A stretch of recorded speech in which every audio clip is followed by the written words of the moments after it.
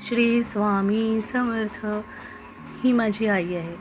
काही दिवसासाठी आपले घरचे लोक येतात माहेरकडले आणि खरंच पण त्यांना ना इकडे म्हणजे फ्लॅट सिस्टीमच्या घरामध्ये अगदी श्वास बंद झाल्यासारखा होतो. का तर दारं सगळ्यांची समोरची बंद, कोणी बोलायला नसतं. आपल्या घरी गावाकडे कसं ना किती सुंदर असं मोठं अंगण असतं आणि त्या अंगणामध्ये मनाप्रमाणे जेवढी वाढवता येईल तेवढी रांगोळी काढायची. आपली आवड पण पूर्ण होऊन जातं आणि मन शांती पण होते. इथे बघा, तिला बिलकुलच इथे जागेचं अपुरी जागा असल्यावरही तिने किती सुंदर रांगोळी काढली. हे रांगोळीची तुम्हाला जर व्हिडिओ हवा असेल, ही थेंबांची रांगोळी आणि त्याला भरपूर प्रकारे ती वाढवू शकते.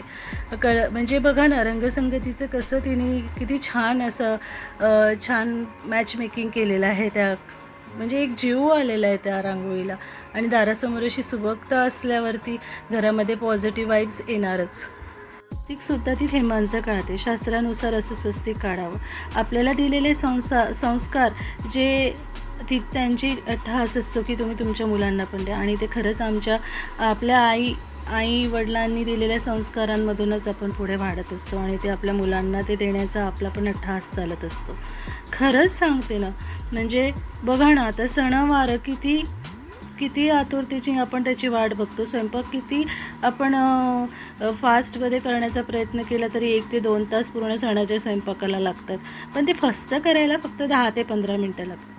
आता व्हिडिओ बनवताना असं प्रत्येक वेळेस वाटतं की बापरे, हे किती फास्ट सगळं झालेलं आहे, पण ते तसं झालं असतं तर किती छान ना. असो, प्रत्येक कामामध्ये एक सुंदरता असणं आणि सुबकता असणं ही एक कला आहेच. आणि ती स्वस्तिकच्या रांगोळीलासुद्धा एक वेगवेगळे असे तिच्या प्रकारचे मनाचे रंग भरून किती सुंदर स्वस्तिक केलेलं आहे तिने बघा.